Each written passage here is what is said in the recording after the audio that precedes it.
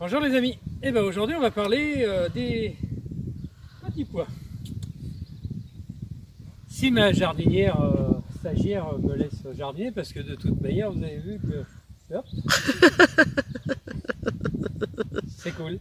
Voilà, les petits pois. Alors c'est une culture qui est relativement facile, c'est relativement simple à faire. Il faut pas que la terre soit compacte, il faut pas que la terre soit très humide. Donc c'était notre problème à nous, donc j'ai pris le parti de m'autobiner, c'est-à-dire que j'ai malaxé la terre sur l'endroit où j'ai besoin. Ça assèche un peu la terre, mais ça garde encore un petit peu d'humidité, parce que le petit pois c'est assez fin, mais c'est facile. J'ai pas envie d'avoir beaucoup d'eau, mais j'ai besoin d'eau. Donc pas une terre humide et lourde, une terre allégée et un peu humide. On a choisi de prendre des petits pois à rame. Qu'est-ce que c'est? Ce sont des petits pois grimpants. Donc on les a choisis tout simplement parce que on s'est aperçu qu'il y a un meilleur rendement, du moins on est en Bretagne, que c'est plus sucré que les autres. Alors moi j'adore les petits pois crus. Donc on a jeté notre dévolu sur cette expérience qui nous est favorable. Petite astuce, on va commencer par celle-ci. Quand vous prenez vos petits pois, vous les mettez dans de l'eau tiède, vous les laissez reposer pendant 2 à 3 heures. Pourquoi? C'est parce que ça facilite la germination. Deuxième astuce pour planter les petits pois. Les petits pois, on les plante quand il fait chaud l'après-midi, quand la terre est réchauffée. C'est-à-dire, on ne les plante pas le matin à 8 heures du matin quand on est sur le dégel. Là, on est le 17 mars. C'est un jour favorable pour pouvoir planter les petits pois. Mais par contre, on les plante l'après-midi parce que la terre est chaude, donc ça fait. Là, on les a mis à tremper, donc ils vont germer beaucoup plus facilement. Deux techniques pour planter les petits pois.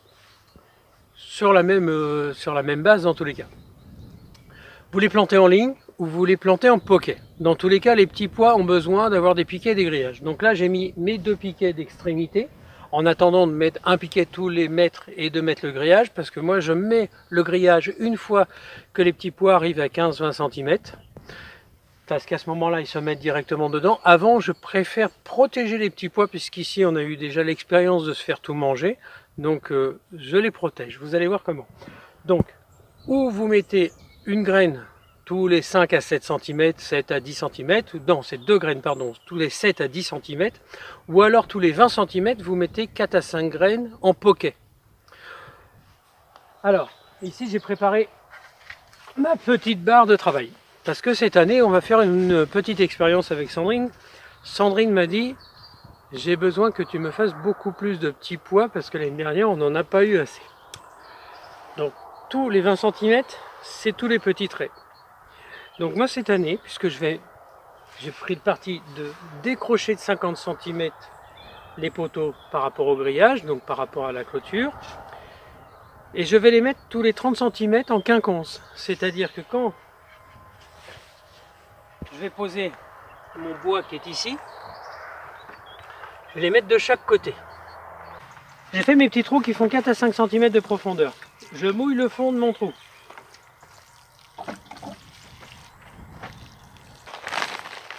Je mets un petit peu de terre à semis.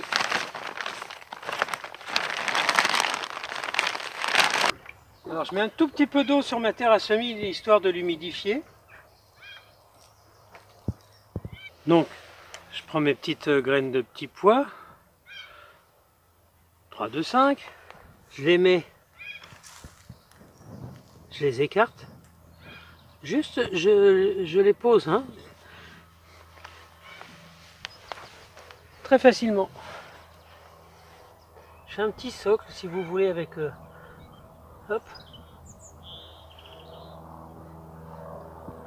Alors, pour un jardin d'une famille, il vous faut juste une centaine de grammes, hein, parce qu'avec la moyenne de consommation française par habitant, c'est 100-150 grammes par an par habitant. Avec 100 grammes, vous allez faire facilement les 500-600 grammes. La consommation du petit pois, elle est très atypique en France. En petit pois frais, on en mange une centaine de grammes par personne. Et en produits dérivés, en produits congelés, en produits préparés, on en mange des kilos. C'est extraordinairement intéressant, c'est-à-dire que quand vous le cultivez vous, vous en mangez très très peu, et quand vous achetez vos plats tout préparés, vous en mangez énormément, que ce soit dans les préparations chinoises style riz cantonné, que ce soit et que ce soit d'autres préparations, je les ai pas toutes en tête. Oui, les petits pois en boîte, les bœufs carottes avec les petits pois, vous en avez de partout, mais vous en mangez plein, mais par contre vous les mangez pas crus ni frais. Alors c'est tellement bon les petits pois crus, moi je me régale, je préfère ça à l'apéro. En plus au niveau des calories il n'y en a aucune, c'est génial. Allez, je continue. Étape suivante, elle est relativement simple.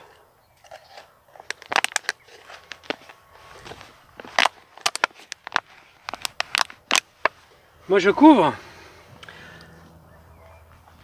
avec une bouteille. Plusieurs raisons. Si vous êtes dans des régions froides, il faut pailler, il faut mettre des voiles de forçage de façon à protéger vos petits pois. Nous on est dans une région où c'est vrai qu'il fait encore froid, mais bon, maintenant on a encore un peu du gel qui est prévisible. Mais je mets ça pour une autre raison. Donc moi je mets les bouteilles au lieu de mettre de la paille.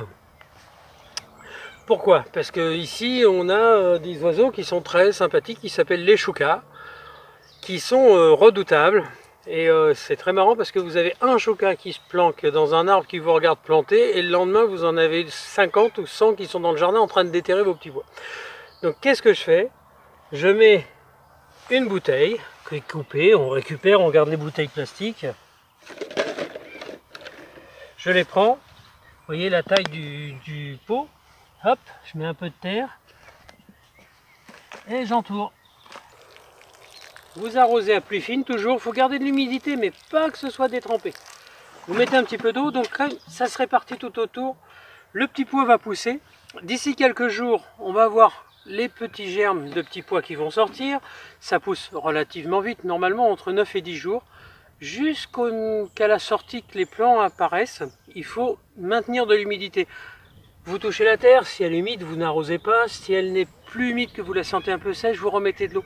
Il faut vérifier tous les jours. Dès que les plants sont sortis, il n'y a plus qu'à vérifier l'humidité de temps en temps. Et dès qu'ils ont quelques centimètres dans la bouteille, donc ils ne seront plus comestibles pour les oiseaux, puisqu'ils ne vont plus venir les chercher, vous paillez. Et à partir du moment où vous avez paillé, c'est le moment de poser vos piquets supplémentaires, puisque moi j'ai mis qu'en extrémité. Et une fois que vous avez mis vos piquets tous les mètres suffisamment enfoncés, donc il faut à peu près des grillages d'1 mètre. Donc là c'est des poteaux de 2 mètres, je vais les renfoncer qui restent à 1,20 m, 1,30 m. Vraiment bien plantés, parce que quand il y a un coup de vent ça se rabat et à ce moment là tout est foutu. Et donc on va remettre nos piquets, et là comme je les ai mis en quinconce, le grillage va être au milieu et les petits pois vont grimper de chaque côté. La culture c'est de 70 à 90 jours. Nous sommes le 17 mars.